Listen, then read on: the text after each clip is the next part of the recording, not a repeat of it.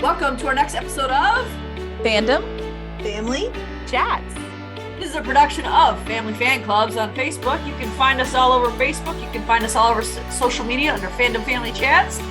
Look us up, get dialed in, get plugged in, and get ready to listen to some crazy people talk crazy stuff. Welcome back to Fandom Family Chats. I'm Amanda. I'm Eve.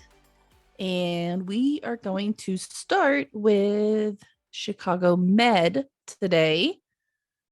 And we're going to be talking about med, PD, and fire on this episode. So me and Eve are going to cover med, and then Maureen will join in on fire and PD in just a little bit. So to jump right into med, I want to talk about Dr. Charles. Poor Dr. Charles. First off, oh my gosh. He's having a rough time. You think you wouldn't think a therapist would have that hard of a time finding a therapist. I just think it's weird, and I don't know. Maybe those of you listeners who have been to therapy can tell us what it's really like. But he seems to keep striking out, like they keep giving him all these documents to sign, and then this time he just met with, what was she, like the secretary? Yeah. Like, he didn't even get to see the doctor. And he was like, just have doctor, whoever call me when he gets a chance. Then he's like, you know what? Never mind. Tell him not to bother. I mean, you'd think that someone like Dr. Charles, who's in the profession, would have an easier time finding a therapist. So I was thinking the same thing, but also on the other hand, you have to realize he's probably way more picky and knowledgeable than the rest of us. So we'd be like, okay, just do whatever they tell us. He's like, no, that's not right. I'm not going to do that. Yeah, I'd probably walk in and be like, oh yeah, this is how things are done. Okay. I'd have no idea. Yeah, I don't know any better. Now I do. I mean, I do now because I watch Chicago Med, so that makes me an expert. Of course. And all of our 19 years of watching Grey's Anatomy. Oh, yeah. Yeah. We're pretty knowledgeable in the medical field. Oh, yeah. I could perform a surgery, no problem. Oh, yeah. Appendectomy, I got it all day. We're good. So, anyways, back to, I got to bring up Grey's Anatomy in every episode, y'all. But, Dr. Charles, like, if anyone needs someone to talk to, it's him, because he's been through the ringer. Like, he has this new, what is she? She's not an intern. Cuevas, is that her name? Colleague, I know. I don't know. Like, I don't know her name. Because she said in a different episode that she's not, or was it this one? I don't remember. But she said, I'm not an intern or something. So yeah, I can't remember what exactly, maybe she's just new to med. I think so. Charles is showing her the ropes or something. I think so. I think she's just supposed to be like maybe his colleague there, like supposed to just be his, I don't know how to say, backup. there has to be different. They can't just be Dr. Charles in one hospital. They have to have more staff. He can't possibly be the entire psychiatric. Whatever that word is. He can't be the entire psychiatry department. I mean, yeah. As much in, fantasy land as we wish that were true, there does have to be other people. I mean, you ever think about it? Even watching like all the doctors, you don't think about the other doctors that are there the 12 hours that they're not there. You never think about them. But there are more people. So I think she's just new and kind of shadowing him. That's kind of my takeaway from it. Is she's just learning the hospital, learning Gaffney. I don't know why that sounds wrong to me right now. No, I think that's the name of another hospital in the area. Is it? Or is it this one? No, it's Gaffney. Oh, okay. It's Gaffney, Gaffney. They never call it Gaffney, so they don't. Yeah, I keep forgetting that's the official name. I'm hoping that we get to like her because she and Dr. Charles had, do we want to talk about their patient first? Because we had because we got to see that patient again, that teenager. Mm-hmm. Which we said we thought he'd probably be in future episodes, and he's back. He's back, and he was not getting any better. So he's not. And then his dad went down, and it was just a huge commotion. Wasn't that this week? Was that this week? Or yeah. Okay. His dad had some kind of heart thing. I don't know. I feel like that was really pushed to the side, though. It was. Whole heart thing. It was like he collapsed, and then they were like, okay, we're working on him. Okay, now he's better. And wait, we didn't even get to see anything, but he might have just had like a panic attack for all we know. He could have, but oh gosh, that poor mother. She seemed to be a lot more receptive this time. Yeah. Which I think, I mean, it happening one time, I could see you kind of questioning really if it's your own child. Like, you don't want to, nobody wants their child to be diagnosed with schizophrenia. I mean, that's nobody's dream, when they no. And if it's just been like one occurrence, it would be kind of hard to wrap your head around. Like, if it's only happened one time, how are you guys just going to automatically diagnose them with this? But now they're seeing that it's a continuous thing, so they're going to have to give in at some point. Yeah, so I think mom was definitely, I don't know if she's come to accept it, but I think she's definitely more of the mindset that, hey, this isn't typical teenage stuff. There's something wrong. Mm-hmm. Kind of becoming a little bit more open-minded. Yeah, I mean, it's also got to be hard seeing, two doctors who seem to know what they're doing, but have completely different ways of doing things. Mm-hmm. Because we've been seeing that Dr. Cuevas, I think that's how you say it. Yeah, she's definitely a big, by the book kind of doctor. Mm-hmm. So which, is not Dr. Charles's style. He's more of a, get to know them kind of person. So I don't know, the way it was very off-putting to me. She's just sitting there and she's so clinical about it. And I'm like, this kid is obviously really uncomfortable. I was like, you need to stop and like pay attention, lady. Yeah, her bedside manner is horrible, in my opinion. Really, if you're in psychiatry, like, you have to like get on people's levels and actually talk to them, and you have to be able to read the room. Like, he was definitely very paranoid about something, and she was not stopping to recognize it. And she even told Dr. Charles, hey, it's better not to, recognize it. Like, I don't know anything about psychiatry, but I don't know you, and I trust Dr. Charles, so I think he's the one who's correct here. Yeah, I mean, if you think somebody's watching through an event, do you think you're really going to like be open to talking to anybody? No.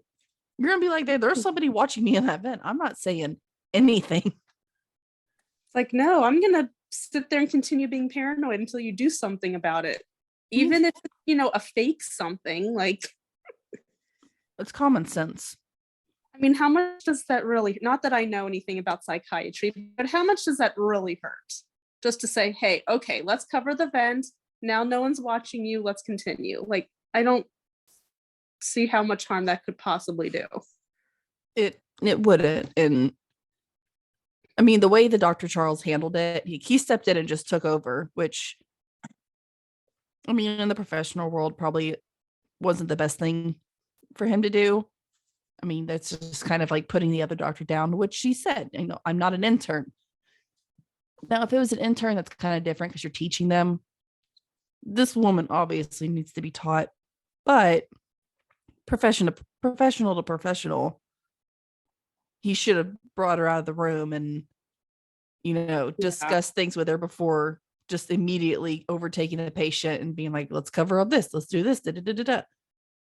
Like, I agree with her on that aspect, but at the same time, Dr. Charles is more seasoned and he knows what he's doing, and he was just trying to do the best thing for the patient at the time being. So I'm on Dr. Charles' side, but I do see her frustration as well.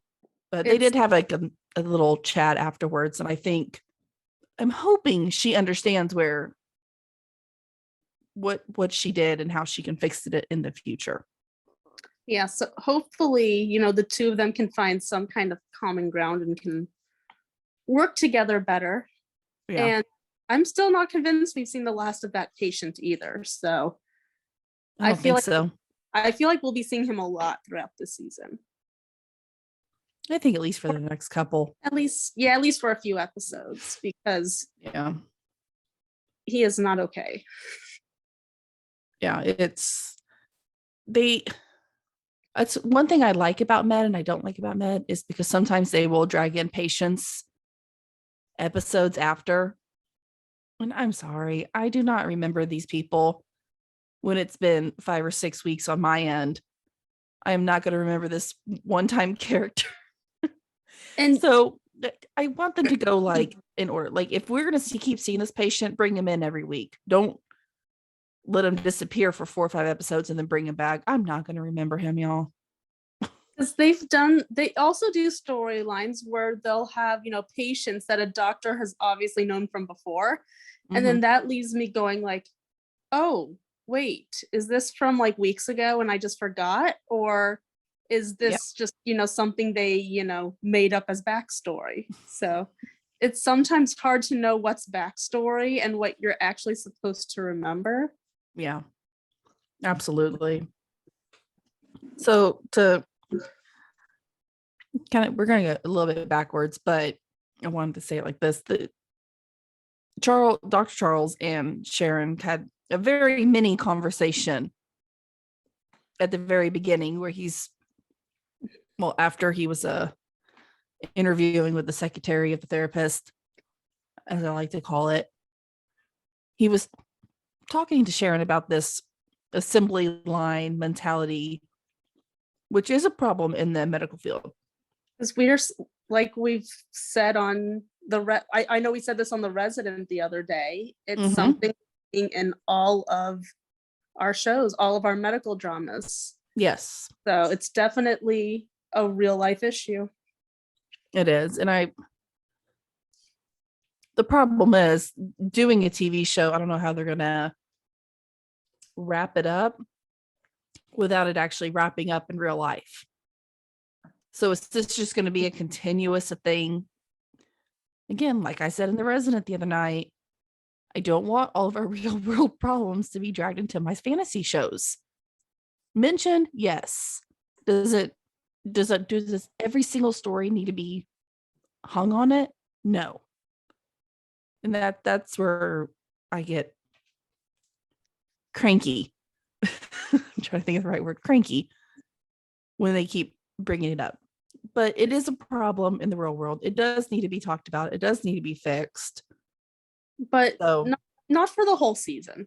Not for the whole season. Let's we move don't on. We don't need another COVID season. Let's just talk about it for a couple episodes and move on. But in that conversation too, and I missed it, I saw in a different One Chicago group, people were talking about this. So then I was like, I don't remember that part of the conversation. So I had to go back, but they briefly explained Maggie's absence. Yes, they did. I caught on because I think we mentioned it last week. In real life, the actress is battling cancer right now. So this week, Maggie and Ben are on their honeymoon. I don't know how often she is gonna be in the show this season. Well, if they're writing her off, I think she's on her honeymoon. It's not like she can take a break from her honeymoon and come back. So my understanding is probably that she'll be gone for a little while. Well, usually a honeymoon lasts a week. This is TV time though. In all reality, but TV time, I don't know, like, will something else come up? Will her cancer come back in real life? I feel like, or will something happen with Ben and she has to be with him? Who knows? Something. I don't know how they're gonna do that, but all my well wishes to the actress and her family during this time, and I hope she gets the time off that she needs and deserves. Yeah, and we miss Maggie a lot though. She's one of my favorites. Absolutely. Love Maggie, and I will miss her while she's gone, and hopefully she does come back after she's healed. I just hope she gives herself time to rest and recoup. And Doesn't come back too quickly. yeah, absolutely. She needs to take care of herself first before Chicago Med. Yep. So speaking of supply chain issues, obviously we have one person at Med who is very distraught by this whole nonsense. And obviously it's Will. Who would have predicted that? But What? Will being mad about something, never. Sorry, Jeanette. Okay, I love Will, just so everybody knows. But he gosh, He likes drama. What is it that Sharon called it? Wild West Wild West tactics. Yeah, your Wild West tactics. I was sitting there laughing. I'm like, I'm so sorry, this isn't that funny. But it's true. But it really, I mean, these supply chain issues, or whatever these new procedures that Sharon's having to put in place, really had an effect on Will's patient. So we had this MRSA patient come in. She was all, ready to go on her adventure. She sounds like a traveler. And remember, their plan of action was, let's do this medication. Yes. But automatically unfortunately, she's allergic.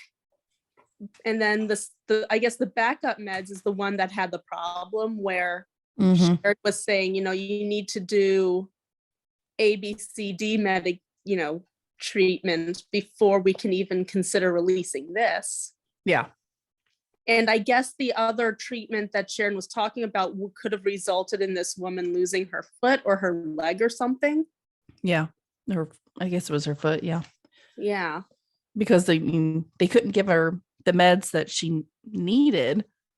They pretty much just wanted to clean it out and see if it would get better by doing that, rather than giving her the medication that she needed. I mean, obviously Will was not pleased with that, because what doctor would, but especially Will. I mean, when it comes to his patients, he's like, he does not give up. But he made me really nervous this week with what I was like, I don't know what he's doing, but something bad will happen, because it sounds like what he did was he went ahead with the drug that didn't have supply chain issues, but the patient was allergic to them. So I guess he was doping her up with, I don't want to say antihistamines, but, other drugs that would help, relieve the symptom, like her allergic reactions or something. Yeah. And then went ahead and gave her the medication anyway. And I don't know, Will Halston made me nervous this week. That was scary. Because he did, but what else was he supposed to do? I mean, that's true. I mean, his other option was to let his patient lose her leg, and she did not seem like the kind of person who would be, okay with that. So no, and I mean, like, they had made it kind of apparent whenever she said, last time I had taken this, I got hives. Not to like put it down at all, but if it's losing my leg or getting hives, I'd rather have the hives. And I mean, you're in a hospital, they can pump you full of the antihistamines to counteract the allergic reaction. So I think he did exactly what he needed to do, and I didn't really even blink when he did it, because and the patient was on board with it. She was like, yeah, let's do this. And she was really thankful. But there was Sharon, who of course was not terribly thankful at all. So but I feel like that's their relationship. Will and Sharon always have to kind of be at each other because of his Wild West tactics. She cracked me up with that. It's like, we can't be treating the ED like the Wild West. Well, sometimes you do if you're short on medications and you have to jump through these hoops. And I mean, it kind of is. And you know what, Sharon? You fired Will. You hired him back. You know who he is. Yeah. You knew what you were getting yourself into when you hired him back. So Absolutely. I don't know what she's complaining about so much. sorry that I saved the patient without having to remove her leg. Exactly. My bad. I think she's just used to yelling at him about everything now. But this was actually one time that I agreed with, well, not the one time, but this was the time that I agreed with Will with what he did. And whenever he was, whining and complaining about the medication not being available and having to clean it out instead of, going through all the hoops to find the medication and all that, I kind of agreed with him more on this one than things that he's whined about in the past. So This was a much easier thing to agree with him on than other things like, ignoring someone's DNR. So many acronyms, I can't keep them in place. But like when he didn't when he threw out a DNR, I mean, that I was like, but like this, I was like, well, the patient's fine. She agreed to the treatment. She didn't lose her leg. Everyone's happy. Being peachy keen, except for Sharon. She was mad. I don't know. She needs to get over herself right now. She has procedures. She has procedures she has to follow. So I can exactly get why she was upset. Speaking of being upset, I know we were kind of confused about what was going to happen with Vanessa and Crockett. Yep. Because we were like, we thought that was done, but it turned out to not be a personal thing. Yeah, they're working together, right? They have this patient this week that they were working with Sam. I was sitting here trying to think of his actual last name. Abrams. Thank you. That was just going to bother me. But in this case, I was 100% on his side. Like, Crockett screwed up big time this week. He did. And Crockett, I love you, but you need to start making better decisions. And he does, obviously. The whole thing with this patient was his numbers were too low. Another treatment was suggested, but it would obviously result him in not being able to walk anymore, right? I feel like Crockett just went through this almost with and the other lady, I could never remember her name. Transplant doctor. Yeah, I don't know her name. Her name transplant doctor. But I feel like he just like made this huge, not mistake with her, because I think he ended up making the right decision despite everybody else's.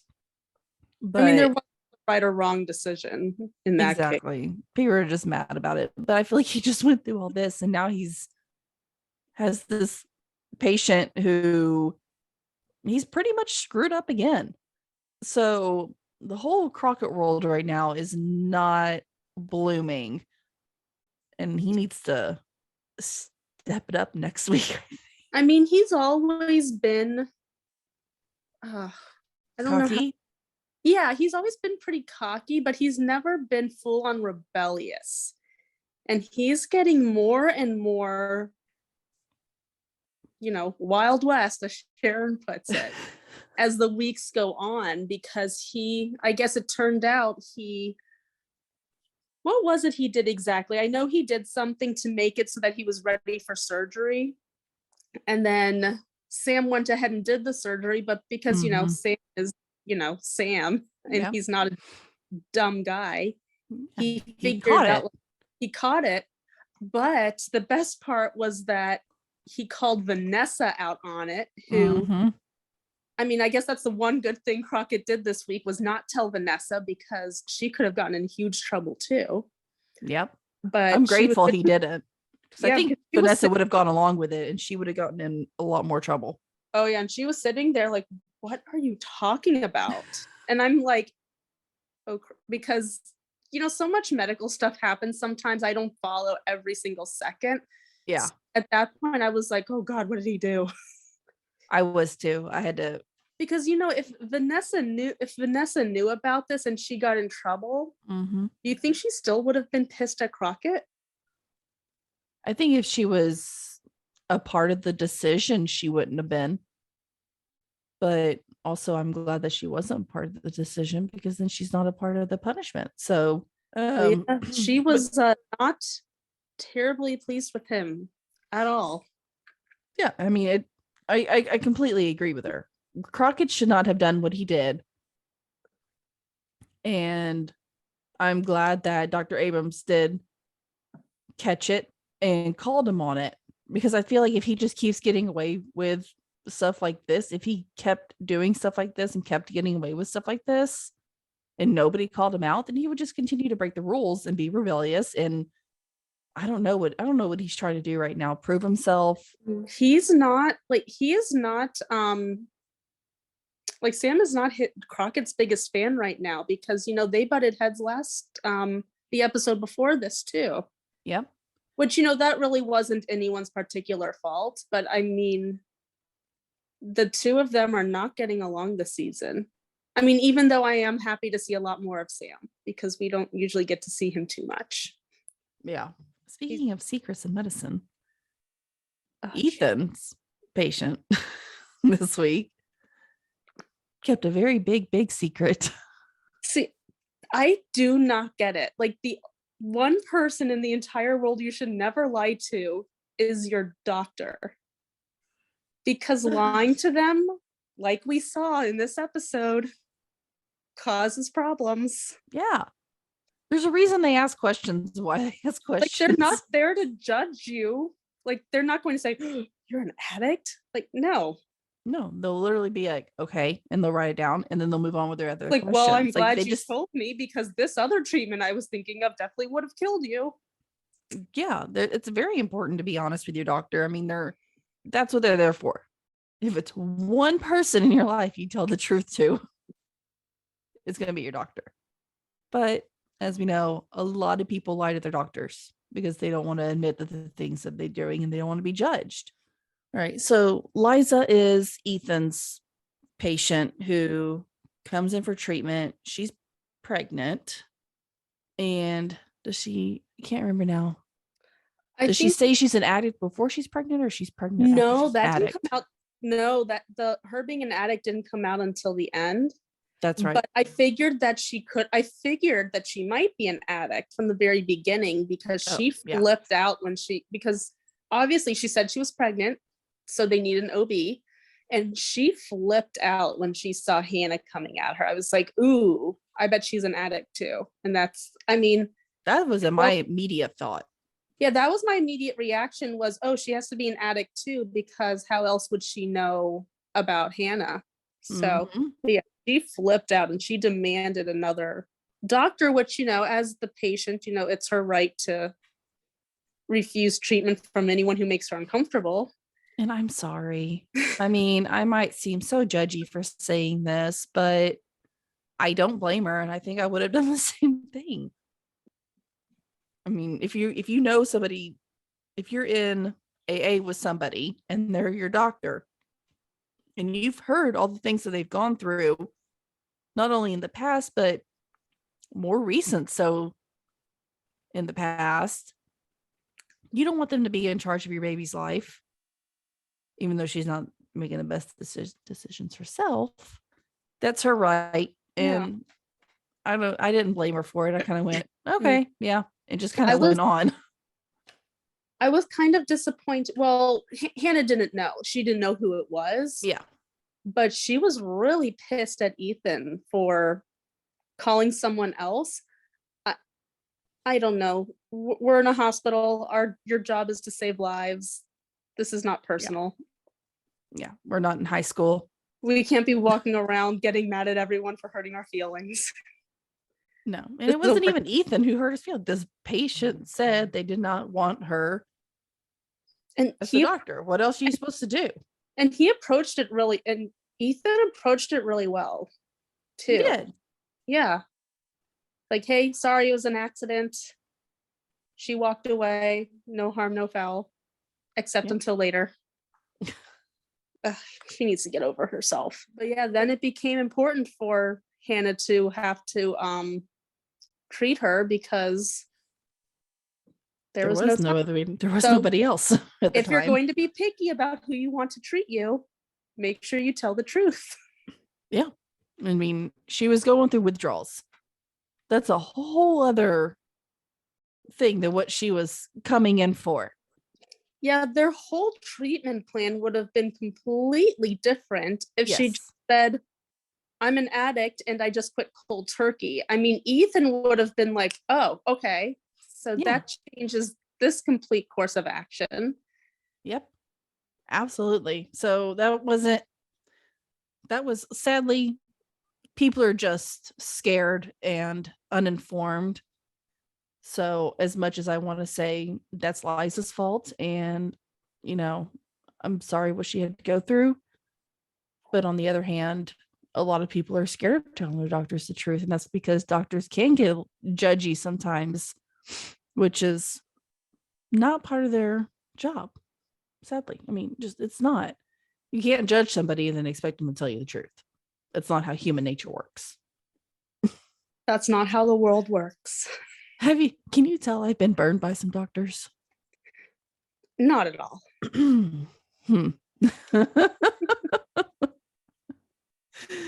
Oh, I have. But next week looks pretty intense. Did you watch the preview? I did watch the preview and I watched it several times trying to figure out exactly what the emergency was because it said like Med goes underground or something, but it looked like it was like a plane that had crashed. I don't know. To me, it looked like an airplane, like just the inside. I don't know. It says a building collapse. I put building collapse in the notes just because I had no idea what else to say about it. Okay. But from what I saw, when he was with the patient, it looked too nice. Yeah. To be a building collapse. So I'm thinking that the patient was just stuck somewhere. That, or maybe it was like a basement, like underground. Could be. The building collapsed and there's still like a basement or something. Because I think that happens sometimes. But it is Crockett jumping in to save the day. So hopefully, Crockett's about to turn things back around. He needs to come back. He does. Otherwise, this is going to be a long season for Crockett. Very long. Get yourself together, Crockett. Hopefully next episode is your time. I hope so. I'm excited for next Wednesday now. I need some action. Yeah, it'll be a fun one for sure. Yay. All right. Well, I think that's it for Med. So we will welcome Maureen in and join in on Fire next. Look, she came in right on time. My heart like she was listening to us. Weird. My heart is pounding right now. I really do not want to talk about Fire. But I'm glad that Maureen gave that topic to herself because I'm not doing it. All right. So what's really great about Fire is that they continue to bring all the aspects of a fire department. It focuses on one house, but within that, they work within the entire department, even how they work with other teams, like, for instance, PD. Mm-hmm. Yeah, I love that. And I will say it does make me a little sad whenever I know they're working with the police department and it's not people from 21st District. Like, it bothers me. I get very upset. I'm like, yes. Well, what's wrong with Kim? Is she busy or something? Right? What is the point of having a Chicago PD if you're not going to put them in all of your PD people for all the other shows? Because clearly the 21st District is the only district that can possibly exist in the city of Chicago. Exactly. They're the only ones who can get the job done in all of Chicago. It's the 21st District. I feel frustrated whenever they bring people to Med and then you don't see anybody from Med. Yeah, you're not like, Brett, who are it's these not Violet. people? Like, who are you? Like, who are these posers? Like, where's Ethan and all those people? Come on. But we did meet Prima. I actually had to look up his name because I forgot that was his name. We met him last week. That was the guy who said to Severide at the end of episode 2, or was it the end of episode 1, where he said, "You just lost a very valuable friend." Like, oh, I think it was episode. I think it was episode 1 because that's when Severide was still dealing with the whole aftermath of the Yeah. That whole thing, the whole The drug thing. dealer. Yeah. Only So- Severide can get locked into a storyline like that. That's true. And so, like, when he first said that, at first I was thinking, are you going to actively like go against him now? Or are you just not going to help him out? But we found on this episode, it's that he's going to refuse to work with him, who he's the only person basically that we see in the Chicago Fire Department who's able to handle these kind of cases and to step out for fire and solve these things. That was, I don't know, maybe I'm missing something, but I thought that was such a childish thing of Prima to do. It's like, Yeah. I'm not working with this guy. It's like, well, you know what? That's too bad because he's really good at his job Mhm. and he's going to help you solve this case. So you need to suck it up. Yeah. Mhm. He's And in get fact over so good at the investigative stuff that what is the name of the guy who runs fire investigation now? Because he was in this episode. What is his name? Oh, Oh Lord. gosh. I know his face. Does that help? I have no idea. Well, he even in last season, he had to say, Severide, stop doing these. I'm not. And then when he left, he's like, I'm not sad to see you go.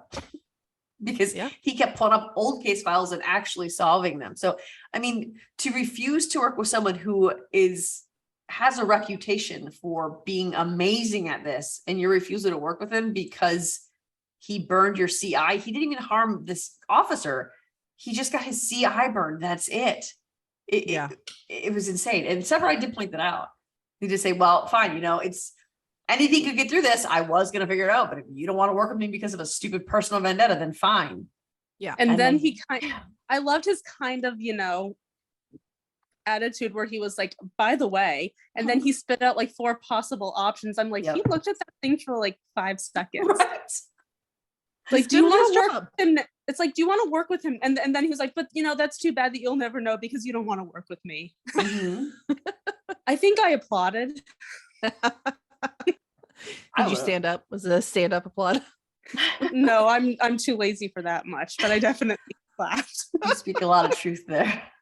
I feel snapped that my deeply. fingers. Snaps for Kelly. I do like though that when he said, well, fine, go ahead and look at it. Severide was just kind of like, and then he walked in and was like, obviously you need me. And I like what I like about Severide, because I didn't like him at first. It took me a good 2, maybe 3 seasons to like Severide. And it took me Yeah, another couple I seasons think that's to, like, normal. love Severide. But Mhm. why I love him is because, first of all, he's phenomenal at what he does, like phenomenal, like a ridiculous amount of phenomenal. But he's not arrogant. He just knows I'm good at this. This is just what it is. He's This is usually how- right. Exactly. It's just, this is who I am. This is how I am. And this is just what it is. This is the situation. He doesn't throw it in anybody's face. He even, like last week with Cruz, he didn't throw it in anybody's face. And that's what I like about Severide. He could have thrown it back in that cop's face, and he didn't. He went in there, he did the work. And I like when he went up to he went into Bowden's office and he just slowly propped the file up in his face.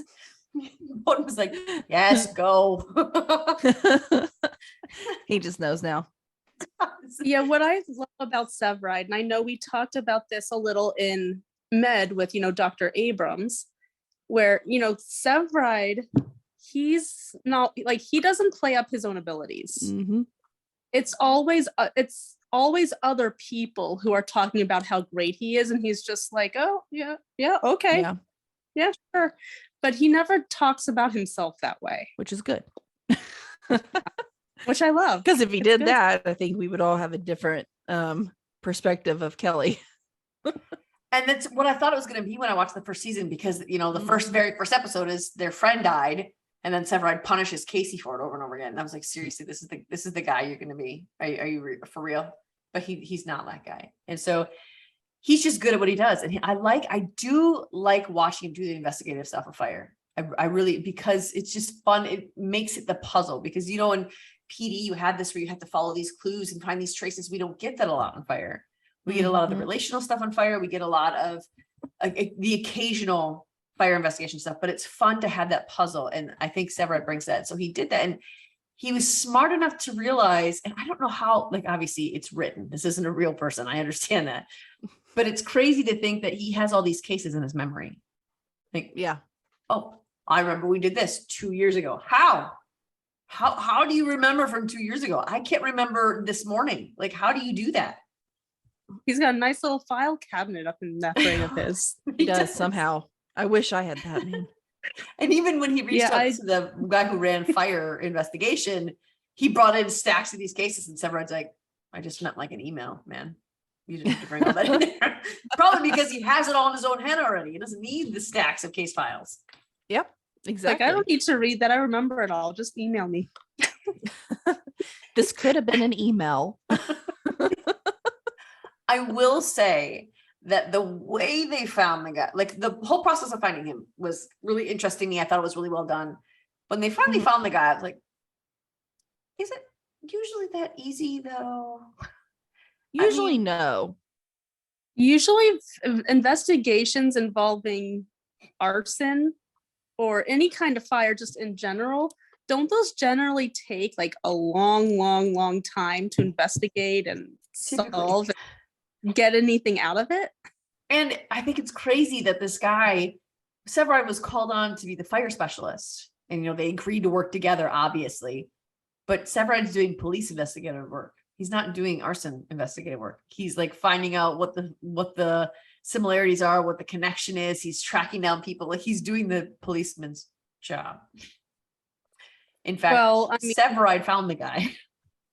Well, obviously that policeman is not good at his job because he's not intelligent. So exactly, he's not from the 21st district. He's not Ruzik or Jay or Kevin.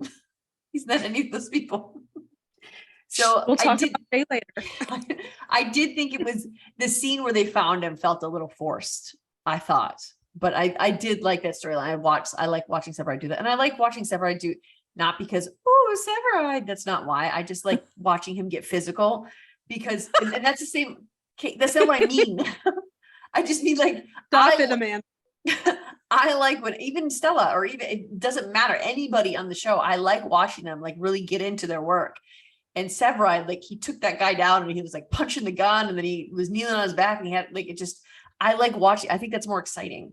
And I like watching, I like that watching that play out. I just felt like, how the guy saw them and he immediately ran like, dude, make it a little harder to figure out that it's you. No, that was the easiest case ever. He made it easy. He made it easy and quick.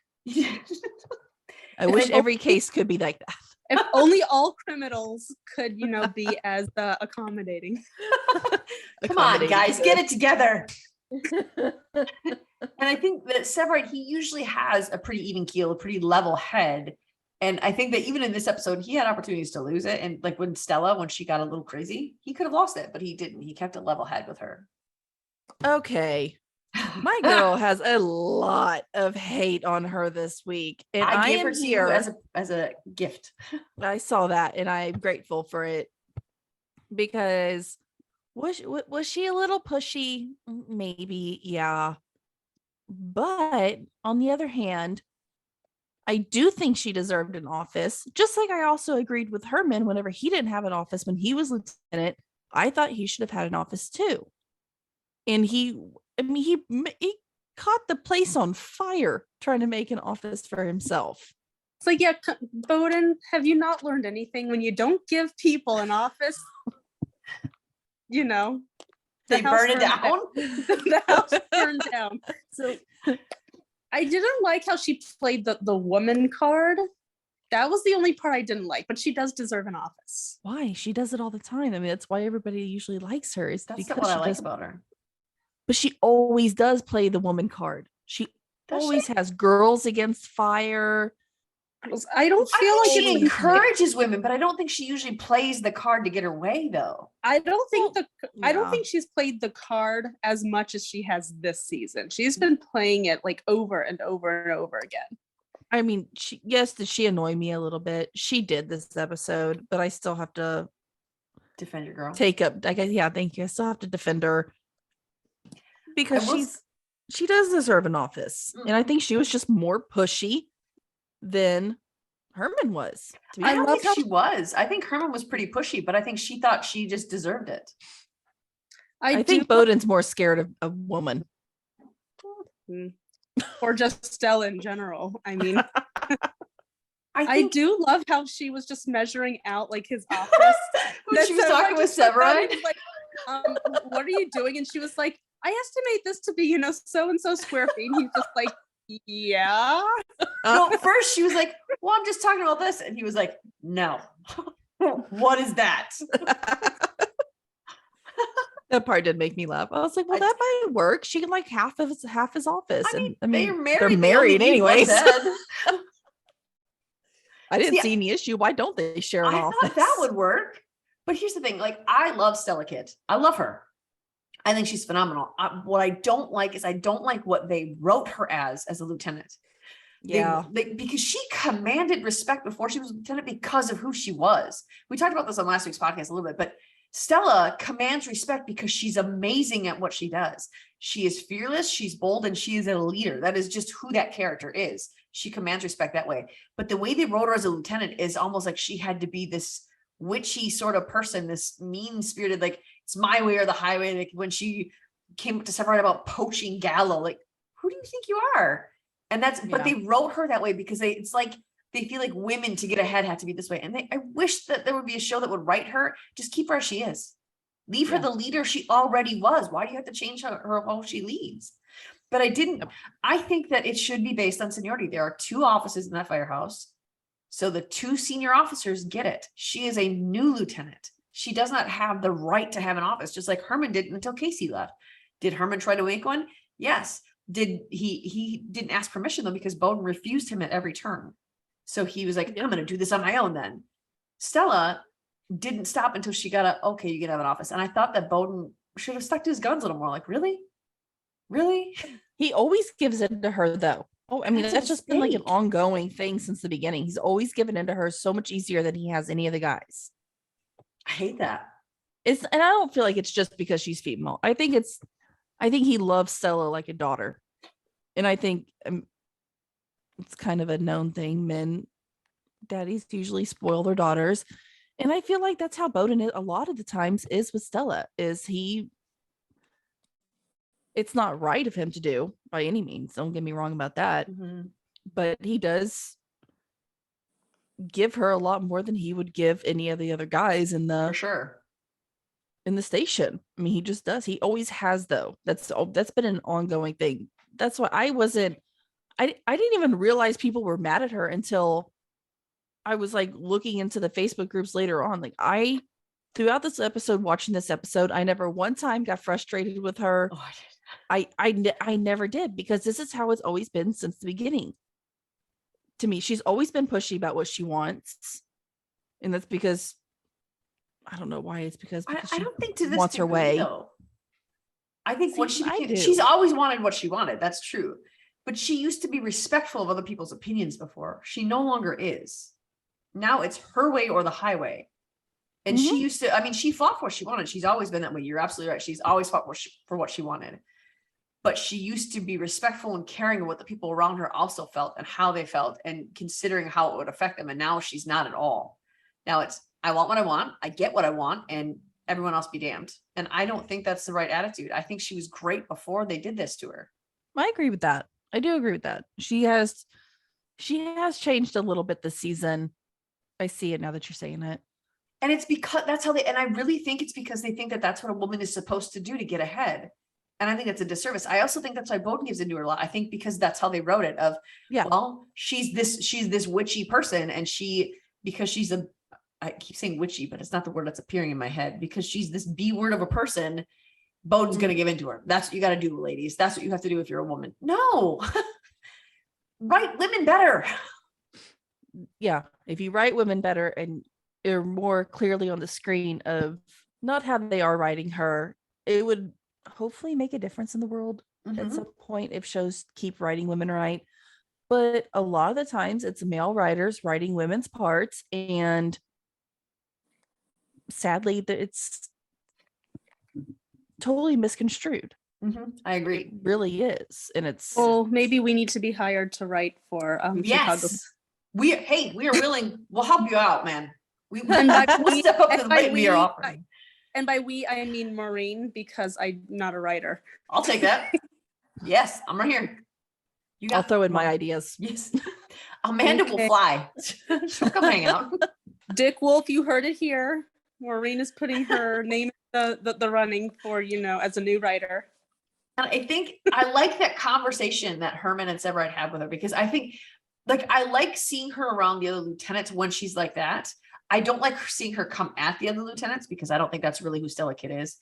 But I don't know why I can't say her name without saying her last name all of a sudden. But I like that conversation that she had with Herman and Severide, where Herman's like, I didn't have an office for 5 years. You've been a lieutenant for a few months.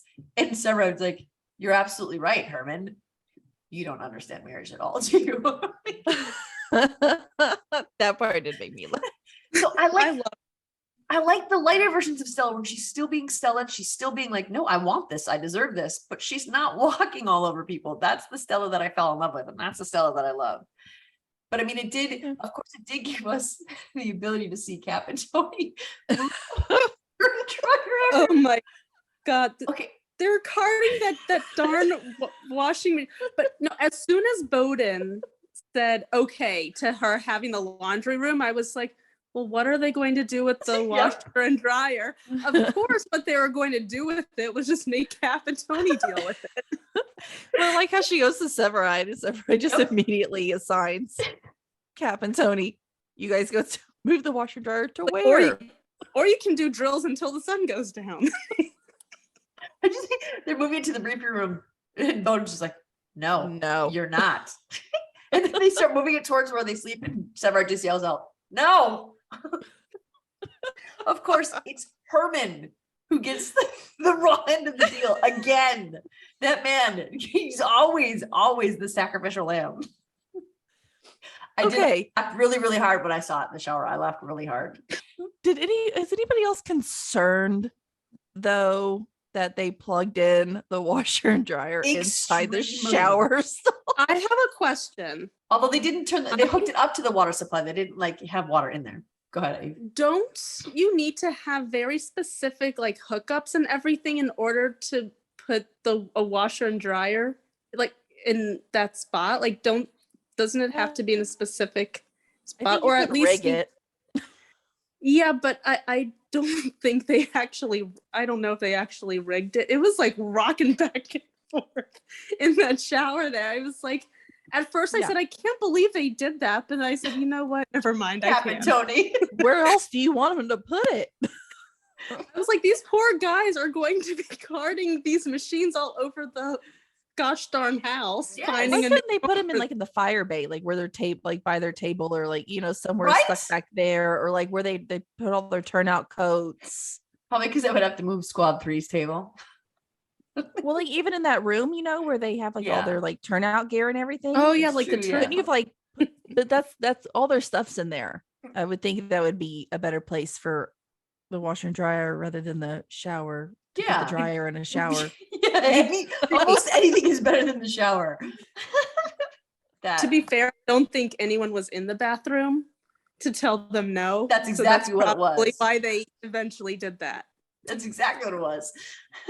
And the one thing I didn't like about Bowden this episode was when he was talking to Carver. Like, did anyone else feel like he was trying to get Carver to say something bad about Stella? Like, to say it wasn't working out kind of thing? Because it was just, I know that he loves Stella. I know he loves his people. He would never do something wrong to his people. I know that. But just the way he asked Carver about Stella and how it was going under her, it felt like at first, okay, I get it because Stella expressed doubt. But when he kept pushing it felt weird.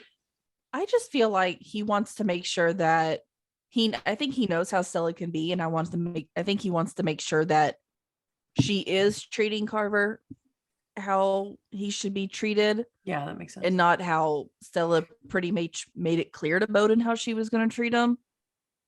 I think he was just pushing and making sure that Carver's not like, oh no, she's fine, and just dealing with Stella being that butthead to him. That's true. I think that's how I took it, at least. Because he did seem a little surprised when Carver didn't say anything but good things about her. Yeah. I mean, but she hasn't been that evil to him. She's been pretty. She was fantastic to him. I mean, the only thing she did was don't lie to me or there's no place on our truck. But I mean, I think that's a reasonable thing to say. Yeah. Not about that situation, but I think in general, that's a reasonable thing to expect from your people. Yeah. I didn't even blink at that. I'm used to it almost this time. But I mean, she ended up getting her office. And it looked nice. It did. Looked real nice. I liked it. Okay. I did have one other thing that kind of irritated me with this whole storyline. Mm-hmm.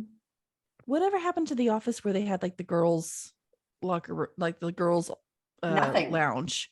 So why didn't she just take that? I think that was just such a. Remember that turned into such an epic failure. I think it made Bowden never want to give that office to anyone ever again. Because he did give that office to Herman at first, and then it didn't work out with Herman. He had to kick him out, and then he gave it to the girls' lounge, and that didn't work out. And then he gave it to that last lieutenant, and they found something in the wall. I think that office is just cursed, if yeah, we're really getting down to it. So they just kept it as storage. So put the washing dryer in there. Right? Well, no, I doubt Bowden would allow that either because it can get noisy. Oh, I guess it is right by him. Bowden's very particular about his spaces. Well, I don't blame him. Particular about my spaces too. Mm-hmm. And my space. I just had a flashback to my first social media account. Me too. We also did see Stella making Carver a part of the 51 family last week, and we get to see that their atmosphere play out a little bit with Brett and Violet, which I kind of enjoyed their little banter back and forth with each other this week. Was it this week when Violet made her that, I don't know, she made her some kind of cheese bread or something, and she then Brett's baked something. Like, I made this for you, and then Brett was like, "Oh, am I supposed to eat this?" She was like, "Oh no, don't eat it. Don't eat it." Like, no, you can just throw that in the trash. I was like, I love that girl so much. That she brought it all the way up there, even though it was a complete failure. Like, I just want you to know that I tried doing this nice thing for you because I'm so worried about you. She never even said what it was. She just said, I made this for you, and it looked like a lump of weird things. She never said even what it was. But I feel bad because she didn't want to like talk about Hawkins around Brett, because obviously Brett and Casey are broken up. Mm-hmm. So she doesn't want to talk about Hawkins around her, even though I really don't think Sylvie would mind at all. I mean, Sylvie is the one who ended it. Mm-hmm. Even though, I mean, I feel like when Casey left, that was pretty much ending it right then and there. I think they held on too long as is with a brand new relationship, trying to do long distance permanently. Mm-hmm. No, it's not going to work. I'm sorry. Not going to. That wasn't going to work for us. I mean, they're a fictional character, so they would have figured it out, but it wasn't going to work for us. Mm-hmm. No. And I feel like Dick Wolf likes to plant this seed of romance between two people and then make you wait for it and make you want it, and then gives it to you to rip it away. Like that's the reason he gives us relationships, so he can rip them away. So him and Shonda Rhimes should get together. Then eventually, I guess just to show, in order to show Violet, hey, I'm okay, this is fine. She sets up a lunch with Hawkins. And I'm like, oh, that was so sweet.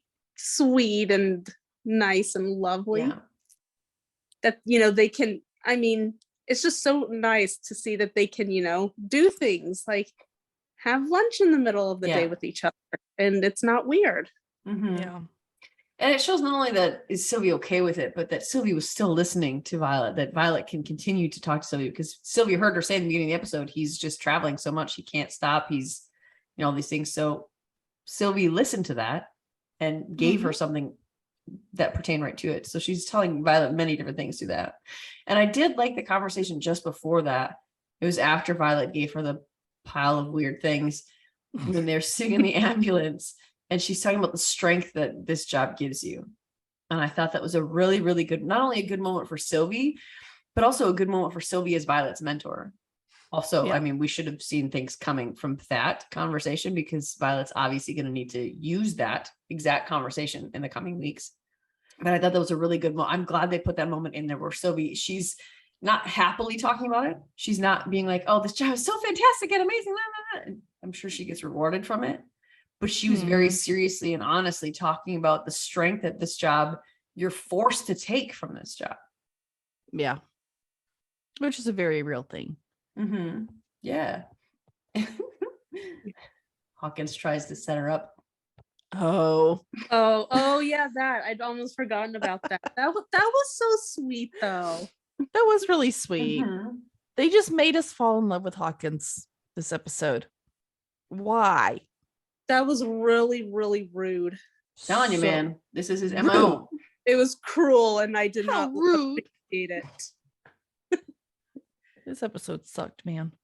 Because they were doing so great, and we were Mhm. falling in love with them. And Jeanette needs to stop saying things, because she even said last week that they're just so cute and nothing better happened to them.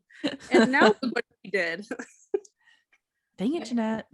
The Look what you did. Hakami name was just taken off and everything seemed great in there. And I feel like they gave us hints throughout this episode that it was coming, but I was completely unprepared for it. I did not, I honestly thought it was going to be Carver because he first in, first out, right? Or Yeah. first in, whatever. I was hoping it would be Carver, but then at the same time, I was like, it can't be, because we don't care enough about him for it to make enough of an Difference. impact. Well, see, I was hoping it was him because I thought Dick Wolf would have a bit of a heart, and he didn't. He did not. Sorry. Nope. He just tore out everything. Like my kid, when I actually went through and watched it, because I was saying before the podcast that I accidentally turned on the last 5 minutes, and I had to look down. So I assumed who it was based off of a reaction I saw from Violet, but I didn't see it. And so when I watched with my kids, my 4-year-old was going, they're feeding off of my reaction. I go, oh no, oh no, oh no. And my 4-year-old immediately covered her eyes and was like, he's gonna die. My 8-year-old is sitting actually going, he died. Like, you don't even know who this character is. They were so distraught over him dying, they don't even know who he is. They were feeding off of my energy 100% because I started crying, and then they were like, they immediately lost it. So it just, and I asked Jeanette, I said, is there anything that you would like me to say on your behalf for Hawkins? Because Jeanette is devastated. She's very, like, I'm sad, but This was a DeLuca moment for Jeanette. yes. And like, I'm sad Hawkins died. I hate that they killed him off. I loved his character. I was just getting into what him and Violet were, and I really thought he was an asset. I truly thought he was an asset to the show. Mhm. I enjoyed seeing him and Violet together. I enjoyed that relationship, and I enjoyed what they brought. But I will eventually get over it, like next week, maybe. But she said that I'm destroyed by this storyline. He will now be the reference for show deaths like DeLuca was. If you've watched our podcast enough, you know that when a character dies off, but was it DeLuca level death from Grey's Anatomy? No more. Now it's Hawkins. That's what it's changed to. And I mean, honestly, the fact that everything was great in Hawkami Land should have been a tip off. Although Yeah. I don't think that they'll do anything to Severide and Stella, because I think people would hunt him down. I don't Ooh. think they would. I mean, Stella is is she most of the fandom's favorite? I don't think so. No, I think don't Kelly think- is. I I know think Kelly is. I don't think Stella's a favorite at all. I know in a lot of other Chicago groups, like, they're always hating on her. So And it probably has more to do with Kelly than it does with her. Yeah, I'm a huge Stella fan, but I I know love Stella. I know I know not everybody is. That's why I think So. that's why I just kind of assumed she was a favorite, because I love her and I know that you love her. So I'm like, oh, everybody does then, right? Because Yeah. we No, she gets a lot of hate. we're So the I- whole fandom, so obviously everyone loves Right. her. So I don't think they'll do anything to that relationship other than maybe break them up, but I don't think they'll kill either one of them off. Maybe at the end of the show, if anything. Not a suggestion, by the way, just saying I don't think it's smart to do it. But with any other character, nobody on this show has gotten a happily ever after except for Herman and Kelly. That's it. And Herman already had his happily ever after before he came on, before we started watching the show. Ouch. So that's true. Mouch and Herman. Yeah. And Kelly. Mouch and Herman. But Mouch, I Herman, think- Kelly, and Bowden. I think the reason why we can't get the unhappily ever after with those three is because Trudy's not often on the show, Cindy's not often on the show, and what is her name? Is it Dinah? What is her name? on the show? I keep wanting to call her Melissa because I know that's I know. Or I'm Mama doing the same McCall. I thing. want to call her Mama McCall or Melissa. Not Diana. Donna. Donna. That's what Yes. it is. I knew it with the D. Woo. Those three are not often on the show. Yeah, But I think that does help a lot. with any I need characters who Donna- are regularly on the show, very rarely do we get an HEA. But I think it was interesting with Hawkins too that he showed up on the scene. He wasn't called, but he just showed up on the scene to take over triage. Was that just because he was in town? I Well, think why so. did he show up? I guess he was just in town and he'd heard that there was They probably needed help. I mean, the fire department was doing triage for Bowden was running it. medical. they were doing big time triage. So he may have just been notified or at least somehow found out about that and just hightailed it over there. But as soon as he showed up, I was like, oh, nope. Mm-hmm. See, I didn't Turn around and leave. Everybody said that they had this like feeling when he showed up. I was like, oh. But here's the reason I did. Amanda's just Because sitting there watching all happy. the reason I thought that is because we were told we are going to lose someone. So we all know we were losing somebody. And we already thought it was Gallo early in the episode because the stuff came down on him, right? So we're like, oh no. Like I had a moment of like sheer panic when it came down on Gallo and they couldn't find him. And then Carver walked out of there and where's Gallo and Stella? And I thought for sure it was Gallo. And then Gallo and Stella walk out. And then everything was fine. Everything was all clear. And then Hawkins showed up. Uh-oh. And that was why, is because we were already taunted with the fact that could it be this? And then it wasn't. Yeah.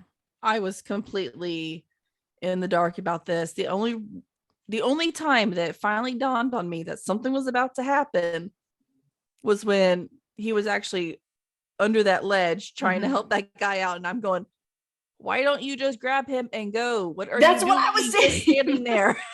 Like, sir, I think it's time to leave. Let's go. Yes. I'll carry you if I have to. And maybe it's because he's not a firefighter, he's a paramedic, which he shouldn't have been under there to get the person. No. A firefighter should have gotten him. And it was even weird when Violet's like, hey Bowden, he's got somebody over there. Like, put some urgency in it, Violet. He's not a firefighter. He shouldn't be under there. You know, I feel like at that point, I wonder if they were trying to help us imagine that for Violet, it was like happening in slow motion. Maybe which that's a is good point. which is why she's just looking all unconcerned, like, hey, Bowden, I think he needs help. And it all comes down on him. Mm-hmm. And she's still standing there, like shell-shocked at first. Oh my gosh. But, you know, I wonder if if things were basically moving in slow motion for her. And that's why she wasn't like, oh my God, get out from under there. Bowden, go help him. Yeah. The whole thing was just confusing because also I have been very busy this week and I have not been very involved in the chats or in Chicagoland. And I didn't really realize somebody was going to die. I heard like somebody might die, but and I only heard it like one time. So while Amanda was over here watching this, I thought they were going to get him out with like 0 issues and he was going to be fine. That old man was fine. And then he comes out with his eyes open, by the way. No. Very, very bad storytelling choice. And nobody closed his eyes. Maybe it's because they were hoping that there was still a chance he could be saved. So they didn't want to.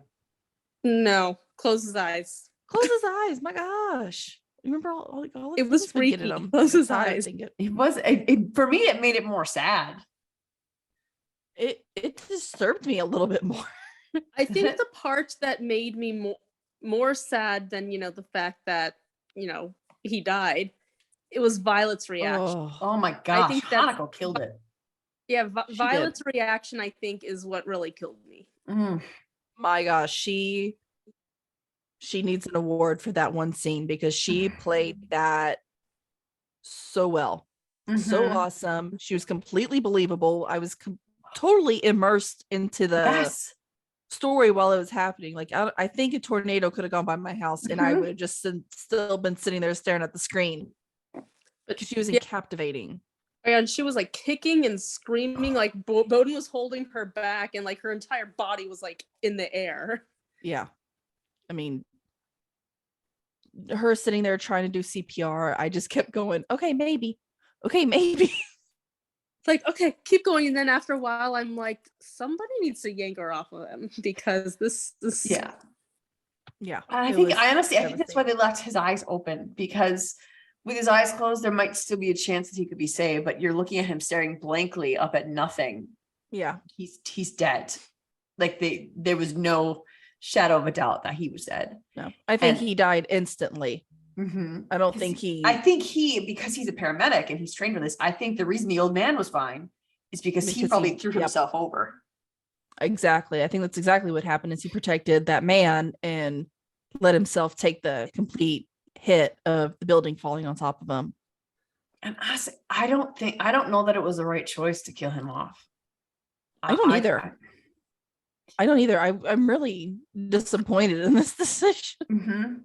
Very disappointed in you, Dick Wolf. I mean, here's the thing. Am I as upset as when Al died on PD? No. No. I mean, oh my gosh, that wrecked me for like a month. That I was still to this bad. day have not watched it. What, I you haven't fast seen forward. him? No, I fast forward every time. I've seen it happen in fast forward. That's But I still to cheating. this no, it is not. It is saving my heart. I like when I think about it, my heart like speeds up. I can't I'm not kidding. Like my husband came in, it was like that's DeLuca level for me was Al. But so I was destroyed over that. Am I as destroyed over it as I was over Otis? Probably not. But the only reason is because we got more of Otis and we got more of Al. Hawkins is still a relatively new character, so I wasn't as attached to him as I was to these other ones. However, Hawkins brought a level to this show that I think the show needed. I think that we needed to have this other relationship that really, it was what kept the show entertaining. It was what kept it good. It was watching this show is so heavy. Watching that joy that those two had was so good and it was rewarding. And I think that Hawkins really did a great job. I need to learn what his real name is because I think he's hilarious on like his Instagram and stuff. He is a human being, is hilarious. Although I will say that he pointed out the day of this episode, he posted a bunch of pictures on his Instagram with him and Hanako. He's like, hey, date night. Like that. Jimmy Nicholas, by the way. Jimmy Nichols. Like, dude, that was mean. It was. That was so mean that you did that. I saw that too. But I think it was really, I don't think it was a smart choice to kill him off. Not only because it made me sad. I mean, if you wanted a reaction, yes, wise choice. But for overall as a show decision, I think that was a wrong choice. I don't think they should have killed him off. No. Do we know if it was his decision or the show's decision? I don't. I haven't read anything otherwise. I don't know. It sometimes makes me feel better when I know like the actor needs to leave for something and they want off. Mm-hmm. It like makes it better, in my opinion, than whenever they're like, you're dead. The reason that I'm thinking that it was more of, Dick Wolf, just for a storyline, because that's what I'm thinking. I'm thinking they killed him off just for a storyline. And the reason I think that is because the character, he was already going off to some other district. Yeah. They didn't need to kill him off in order to let the actor go off and do other things. That's true. That's true. Yeah. That's Dick true. Wolf, why, man? Why? Yeah, Why stop you it. keep doing this? I think that in his shows, and you look at SVU, all those years, he's surprised. Actually, he doesn't kill many people off in the Law and Order world, does he? No, that's because he gets to kill people in every show. Good point. That's true. Dick Wolf, man, you need to see a therapist. This is a problem.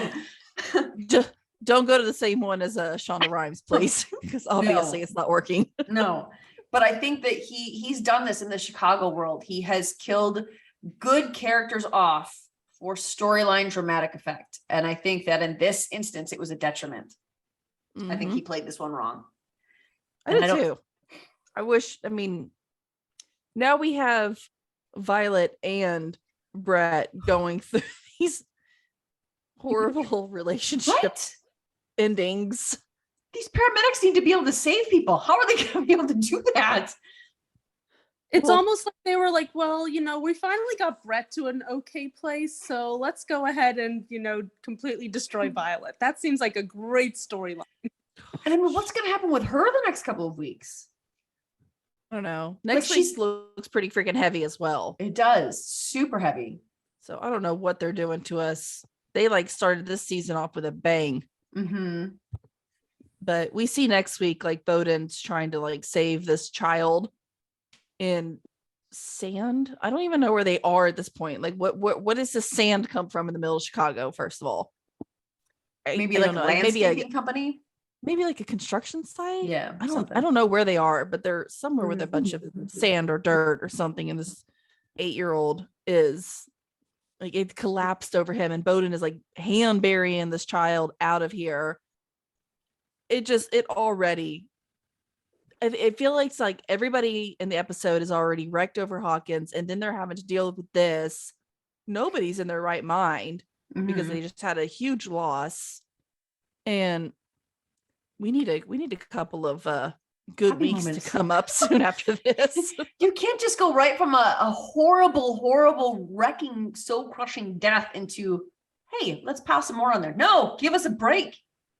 And that's how we knew that we were going to lose someone last week, was that what, and because we're so used to just watching the video. I didn't catch it until they said it when we did our last Chicago podcast. They're like, oh, did you catch what it said? No, because the words popped up and it said they are going to lose one. That's how we knew. This week it said they've lost too many, not one more. And then you see Bowden like frantically digging. Like, that better not be like a trick phrase.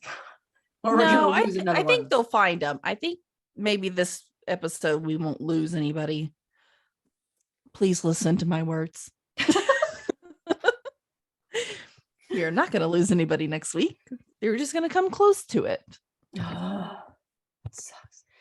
Okay. All right. So next week is going to be crazy intense with fire, but I hope that it gives us some sort of mental, emotional stability. Maybe give us some cozy Stella ride moments where they're just hugging each other in comfort or something that can ease our minds a little bit.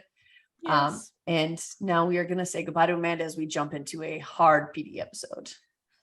Bye, guys. Lucky. Bye. So we are going to jump from one hard episode into another hard episode. I don't think this was as hard for me as fire was, but it was still not pleasant.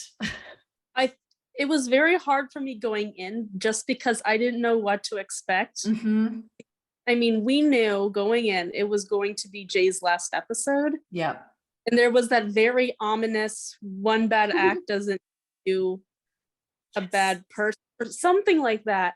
And it was just very ominous, and I didn't know how they were going to write Jay off. So I was definitely very anxious throughout the entire episode. Mm-hmm. I was just like kind of waiting the whole time. Like every time something Yeah. happened, like, is that it? Is that going to be it?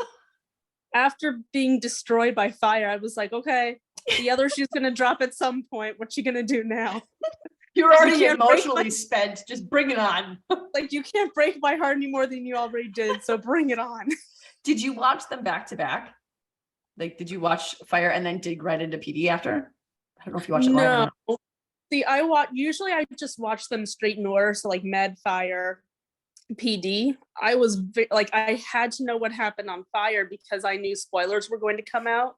So I Mhm. watched Fire first, and then I dove straight into Med, Oh, okay. and then I just saved PD for like the next day. So That's smart. When- That's good thinking. so I guess I'm kind of glad that I watched Fire first and kind of gave myself that time to come off it. But no, that didn't help much because I'm still very, very sad. But Yes. luckily PD did not make me any, not terribly sad. It So wasn't devastating. it was and I still mean- sad, but it wasn't as devastating as I thought. Yeah. And I think because I watched, like I said, I turned in the last 5 minutes of Fire and then muted it and stared down at my lap for like the last 5 minutes. So I watched PD first, and then a couple days later I watched Fire, and I think I got a little from PD. I was like, oh, okay, that wasn't so bad. And then I got into Fire. I was like, this isn't gonna be bad. Who we're gonna lose, not gonna be a big deal. And then it was what it was. And so I'm Like, kind oh, of glad this it was. wasn't so bad. And then Dick Wolf kind of smacked you over the head with fire. So we jump right. I mean, obviously, this episode is rightly so Jay focused because it's his last episode. So I mean, it makes sense. And we do jump into his first case pretty quickly on this one. Yeah, so we're introduced to, from the get-go, we're introduced to Lenny through this string of pharmacy robberies. Mhm. And I'm not even going to try to pronounce that medicine that they're looking for. Yeah, exactly. Pseudoephedrine. I guess, yeah, is what they're after. And I said, oh, okay, well, and I don't know about you, but every single like detail that popped up, I'm like, oh, okay, so how is this going to lead to Jay leaving? Yep. Everyone.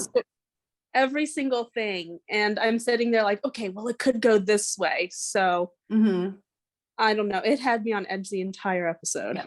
I mean, I was certain they were going to kill him off because for me, I did not know how they were going to break up Haley and Jay and without killing him off because those two love each other. They just got married. How are you going to do that? So that's the whole time. I knew they weren't going to do it at the beginning, but I thought Lenny was going to be the one to kill him when we first met Lenny. Like, he might be military, but is he going to snap and like shoot Jay later? I don't know. I didn't fully trust Lenny from the beginning just because I was like, oh, I really like him. But then at the same time, I was like, this guy is too good to be true because, you know, he was, so he jumped in front of a bullet for this pregnant woman. And, you know, he's basically helping with this investigation and he has this lovely family and, you know, he's supported by, you know, all his army buddies. I was like, this is too good to be true. Yeah. Something is up with this guy, and it turned out something was up with him. And we have experience with Dick Wolf, knowing that when something seems really good, you're gonna get nailed over the head really, really hard. You're gonna get hit with a bike every single time, every time. But I felt for him though, because I'm kind of glad. I wish they would have maybe focused on a little bit more. I'm glad they brought it back at the end, and we aren't going to talk about that yet. We're saving the worst part of this for last, but that happens to a lot of military men who come over from overseas and have PTSD and have these things that A, aren't taken seriously enough, and B, there isn't enough help for them. So his army buddy said he couldn't hold down a job. He was just trying to make a living to support. He's got a kid, he's got a wife, he's got these bills, their water was shut off, that he felt he didn't have another choice. He didn't want to do this, but he couldn't. It's almost like we make it harder for people who come back after serving in the military. We make it harder for them to live the right way. Yeah. I mean, that's a whole other soapbox we could go off on. But I'm glad that they put that in there because I like that kind of filters through the whole show of Jay said that one bad act does not make you a bad person. And this guy was just coming from a place of desperation and a need to get by. He wasn't doing it because he was a terrible person. And in fact, he fought back when they killed the pharmacist. Yeah, because he even said that was not, because all he signed up for was to help. Like, he was a lookout. Right? That's what he agreed to. And they weren't supposed to kill anybody. Which, you know, still illegal. Yeah. But not bad as, you know, what ended up happening. Because everything that happened after that with, you know, the pharmacist getting shot and, you know, that whole scenario, that's definitely not what he signed up for. Yeah. So definitely not a bad guy, but, you know, found himself in tough times. Yeah. And I like that when they show the video, not video, what is a video, but what is it called? The security. Yes. Oh my gosh, the security footage. When Cancer he shot, yes, that's exactly what it is. When they shot him, like, oh, he caught them completely by surprise. That shows that he is not a bad man. I don't think he thought it through. I don't think he's like, okay, the pseudoephedrine is for meth. This meth is going to kill people. He didn't think that far ahead. He just thought, okay, no one is going to get harmed if I do this, and I can make enough money to pay my bills for this month and I don't ever have to do it again, kind of thing. But the moment he saw how truly horrible this was, he did try to fight back. And I think that's why he jumped in front of that pregnant woman, is because I think he felt responsible. And because he was the reason they were shooting back at him. And he wasn't going to let anyone else die other than himself. Yeah, because he was obviously truly a good person Mhm. who Messed was, up. yeah, very messed up, very desperate. And as soon as he saw, what actually transpired, I think he was just trying to do as much damage control as he possibly could. Mm-hmm. Yeah, and Jay understands that mindset because he was a soldier. So he was the perfect person to find out that this was what was happening.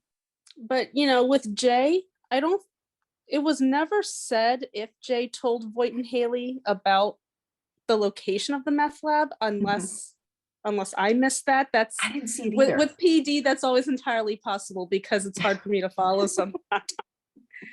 But at one point we just see Jay sneak in, which I'm like, did I miss something? And then they're there shortly after he snuck in. So I felt like I missed a big plot line where Jay found, I don't know. Did I miss anything, or was it kind of just like behind the scenes that it must have been? Because I was watching it live and so was Jeanette, and I actually texted her. I was like, did I miss something? Did they tell Voight? Did he tell Voight and Haley where he was? And Jeanette was like, no, they didn't say that he said anything one way or the other.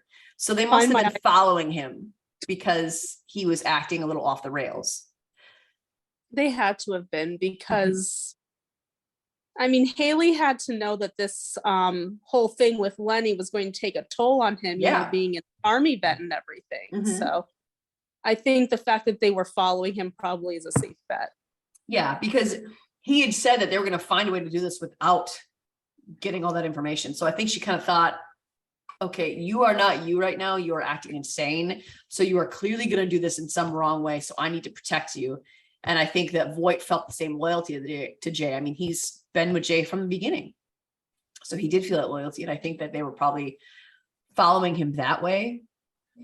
So that was confusing me. But he did find the meth lab by going on to getting Lenny's wife to give him access to his laptop and his phone. And what was crazy to me is he was doing that right in front of his Army buddy. Like they were both sitting on the porch together doing separate things, but Jay's like looking out his computer and his phone right in front of his Army buddy, getting that information. I was so surprised that his wife so willingly gave up, his laptop and everything, because I mean, I know, Jake is a charming guy. Like he's someone that he is someone who's very easy to trust, but still I was like, this woman doesn't know from Jay at all.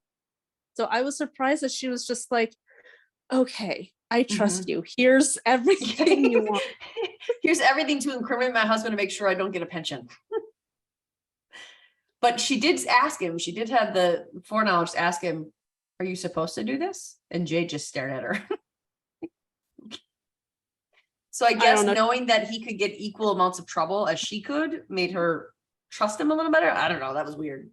But then, also as desperate as Lenny was, at this point, his wife was also pretty desperate. So for sure, I think she would have believed anyone who was trying to convince her that they were trying to help her.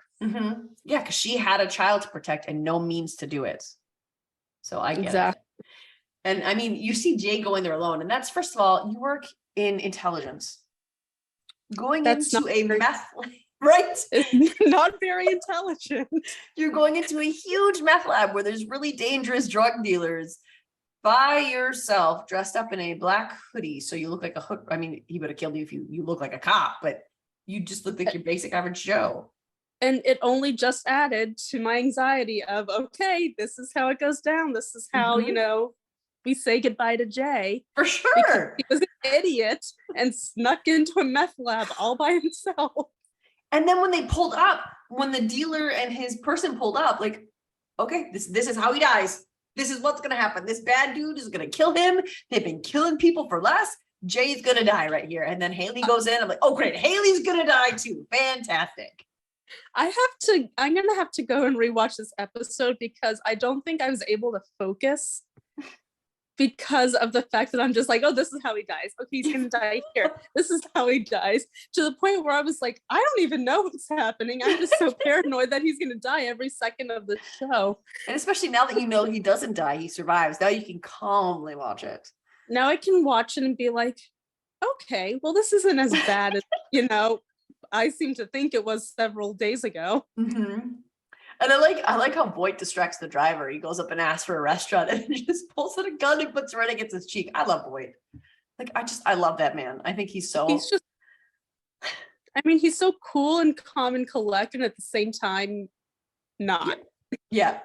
It's amazing that a person could have the capacity to go from totally normal and chill to I'm going to blow your head off without question. And like, hey, can you help me find this restaurant? I'm meeting a buddy of mine. I'm going to blow your head off. Like, well, that's really hard to pull off. How do you make that switch? And here's the thing that drives me nuts. Okay, and this is a PD specific thing. So Jay's trying to fight fair.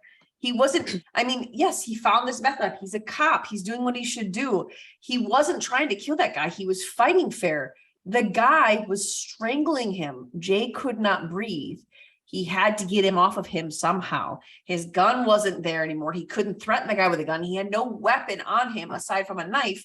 And the guy's not going to stop for a knife if he shows it to him, because the guy's going to think, oh, what damage are you going to do with that? So he's not going to stop. Jay had to do something. Did he go a little crazy with the knife? Yeah, he went a little gung-ho there for a minute. But Haley and Voight jumped right to, we got to come up with a story. Let's make up a lie. Why can't it ever be self-defense with you people?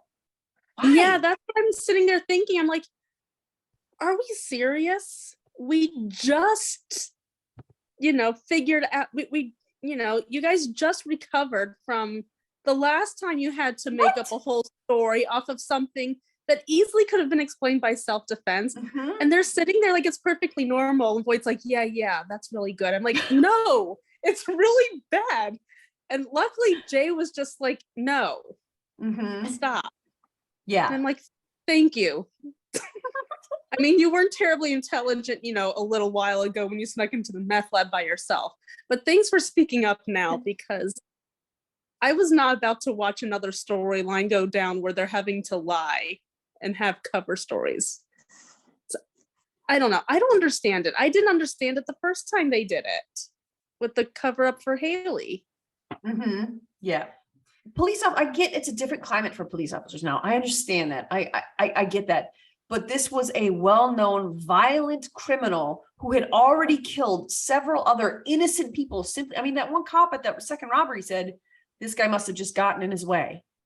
He's killed people for less. You know that this is true about this guy. Why does it have to be a made-up story about what happened? Why? You could tell the truth. He was choking me. I felt my life was in danger. I could not breathe. I did not think I would survive unless I acted. And so I acted. Now, granted, he could have gone through a whole period where he was being investigated and maybe he was put on leave for a little bit while they investigated everything. But he eventually would have he would have been fine. Yeah, exactly. And we kind of see in this episode that Upset is unraveling, and I think that just kind of bleeds into this, because Haley had that talk with him right outside the hospital. You're not you and we're not us, and this is not working. This is not right. And I think because you watch him staring over that body as Haley and Voight are discussing his fate and the story that he's going to have to lie with, Jay couldn't pull himself out of that moment. He could not stop looking at that person. And I think that was what he heard, really what Haley had said, that you're not you. And I think it bled into it in that he heard you're not you, and then he just saw this man that he murdered and thought, you're right, I'm not me. This is all wrong. Something is wrong here. And so it was sad to watch that unravel. We've been watching them unravel for weeks, and we've said they changed who Jay is, and we didn't like that. I really didn't. I think it was a disservice to his character. I think it's a disservice of how steady he has been these last 10 years. So you see that unraveling the first few minutes. You see the conversation with them. You see him fight over, no, we're not going to get a warrant. No, we're not going to do this the right way. And on top of that, he kills someone. So he spends the whole episode walking away from Haley, essentially, even in this moment. And when he goes to that, what was his role? The guy he went to, was it chief of police that no, it wasn't chief of police. Who was the guy he went to? I thought it may have been the chief of police at first, but I don't think he had anything to do with, I don't think he was a part of the police department. Well, he had to have been because he turned in his badge to him. I don't know. It wasn't the chief of police because we met him in the first episode. Yeah. That's not the same guy. I'm not sure who that was. Someone, I don't know, someone high up in the police department, I guess. Maybe the commissioner. Maybe it was the commissioner or something like that. Something. But when Jay goes to talk to him, that's when we hear, well, actually what he said to Haley was about Lenny, one bad act is making a bad person. But with this guy, he was going to tell him the truth. The only reason he didn't tell him the truth about who he was, what he did, was because that man said how they were rewarding Lenny's family. And then Jay realized, I can't give them any reason to look into me now, because if I do that, then they're going to have a reason to look into Lenny because I handled this case. And if they find out I lied, they're going to think I lied about this other thing, which, I mean, he did. So he had a legitimate reason to be concerned. And I think that's what pushed his decision over the edge to take this job, to re-enlist in this way. Because, well, if this is what it is, then I have to maintain this secret. I have to maintain this lie. I can't get away from it. So I need to walk away. And I think it may have also been his way of trying to get back to himself. Yeah. Too. Like, I gotta make a course correction here and just, go back. And I have to mention it because she'll kill me if I don't. Jeanette is the one who called him re-enlisting. And I said, no, I don't think he'll do that. But I figured that maybe he would take a different, I thought that maybe he would take a different job in the department, and then we just, somewhere, and then he would just be off camera and we just wouldn't be seeing him. I didn't think he was going to re-enlist. I thought I was like, he's not going to re-enlist. That's too much, but Jeanette was right. And he didn't re-enlist exactly, because it's not like he was going to active military duty. He was doing something else. It was 6 months, he said, where he would be going to search for. It was like something about like a cartel. And yes. Oh yeah.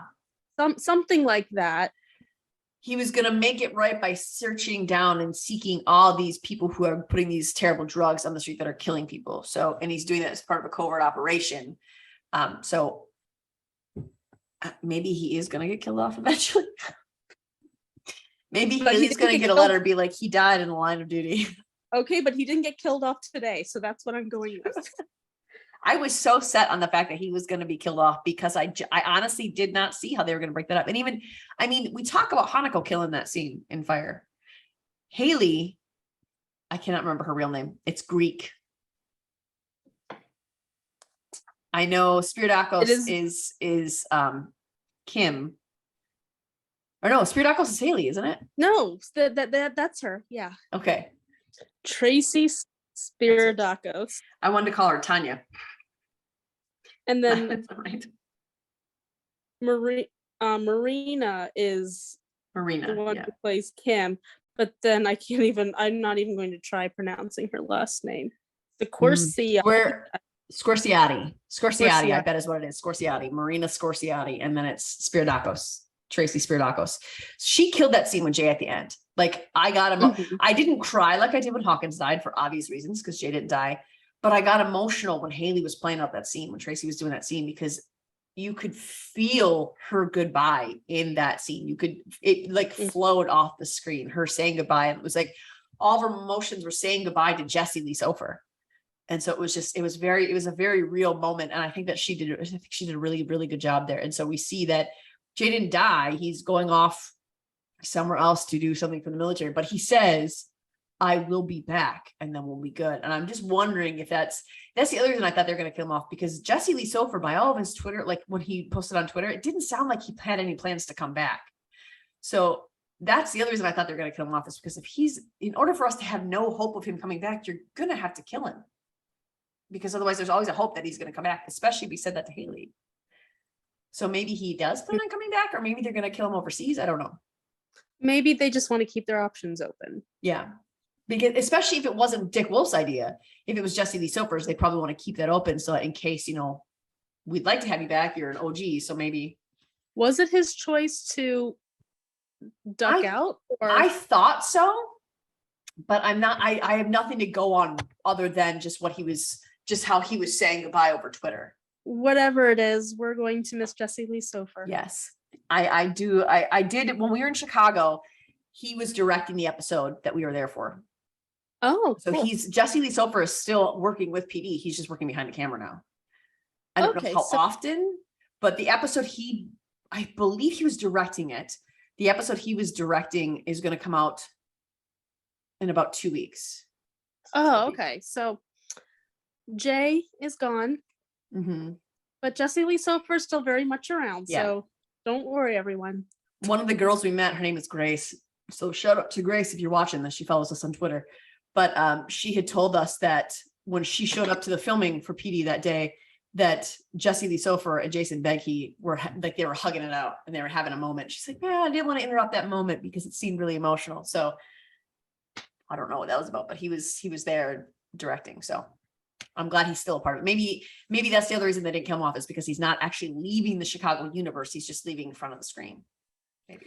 But I mean, next week we are getting kind of moving into Jay's protege. Heavy on that. Yeah. Torres, his name. I love him. I do so too. far. He's getting a lot of, I don't want to say hate, but in a few other Chicago groups, it sounds like people aren't quite warmed up to him yet. And I think it's because they're viewing him as a replacement for Jay. And I'm like, no. There's no replacing Jay. Nobody's doing that. Yeah. But I do like Torres. I didn't like him at first because remember when we first met him, bad. he was like the ride along guy, and he was just not having not having it with the whole conversation Jay was trying to have with him. I'm like, what is up with this guy? But I like him. I do too. He's a bit stiff, but I think that'll come with being on the show and finding really who his character is. I think he needs to spend more time in his character and he'll be less stiff in his persona. Yeah, and I think at least the character, I feel like the character's whole demeanor is really going to be helpful, because I can see him do a lot of undercover work, because he does have that look about him where he could get away with playing off as like a drug dealer or something like that. So I think he'll bring a lot to the team once he gets more comfortable. I agree. And we get to see a little bit of that. Did you watch the preview for next week, or do you remember it? You see him talking with someone from his past, it looks like, because the guy says, oh, I know a lot of stories about you. But Torres told Jay, I used to be in that life. I am no longer in that life. So it looks like Torres is going to have a lot of decisions to make in terms of, am I going full force with intelligence, or am I going to need to back off to protect myself? So we're going to kind of see that struggle. I think they're going to go, seriously, Dick Wolf, if you introduce this character to us and you take him away, I'm going to be so mad. So I think he's going to go forward with intelligence. He's going to make the right decision. You see him physically struggling with his decision in the preview. And it's funny because like people were saying on Twitter over the last couple of days, someone please get him something other than a white t-shirt. And so we only see him in a white t-shirt in the preview. That, and there's a scene where he has no shirt and he's struggling with himself. So it's like, still, I think white t-shirt just might be his uniform. That's what we're gonna get. Maybe that's his thing. Yeah. Although someone was like, they showed an Instagram picture. I'm like, here he is on his Instagram page with a lime green shirt. Does that help? No, because that's not Torres. So I think Torres should be wearing a white shirt. That's how it goes. Exactly. So I think we're going to get a lot of backstory on him. And I think that's necessary for us to feel comfortable with him, because you're right. Right now, people are looking at him as a replacement, and he's not. He can't be. So I think that having that backstory is a really smart way to lead off of Jay and getting us oriented to this new intelligence member. Yeah, I'm excited about it. Yeah, next week's gonna be good. And I like him. I think he's a good character. So yeah. Well, that's it for our Chicago discussion. We've talked about Med, we talked about fire, we talked about PD, we talked for about an hour and a half. So hopefully that's 30 minutes per show, roughly. But I think that next week is going to be a little bit easier to get it. Would you say that for Med? Is next week going to feel a little easier for Med? Actually, I think Med is supposed to be a little bit more intense, but Uh-oh. Med's been pretty tame. Well, Med's been pretty tame the first couple episodes, so All right. that's So okay. So maybe we're gonna get good, more upbeat fire and PD episodes next week, and Med is gonna be the one that's a little harder to take. Let's hope for that. So tune in next week for our Peacock discussion. Every Tuesday we've got Peacock Day coming at you with One Chicago. Sundays are our Fox night with the Resident 911, and Wednesdays are we're gonna have a new Wednesday night for you. It's gonna be ABC night where we talk Station 19 and Grays. That's coming out tomorrow. So watch that if you are a Gray Station 19 person. And we'll see you real soon. Bye, guys. Bye. Loving our content? Subscribe to our YouTube channel and don't forget to share our podcast with your family and friends. We want to continue the conversation with you. You can find us on Instagram, Twitter, or TikTok under Fandom Family Chats, or one of our ever-growing Facebook groups by searching Family Fan Club. We've also launched a website, Family Fan Club 2021 at wixsite.com. You can email us there and keep checking it for announcements and merch coming soon. And of course, be sure to tune in every week for new episodes discussing all your favorite shows.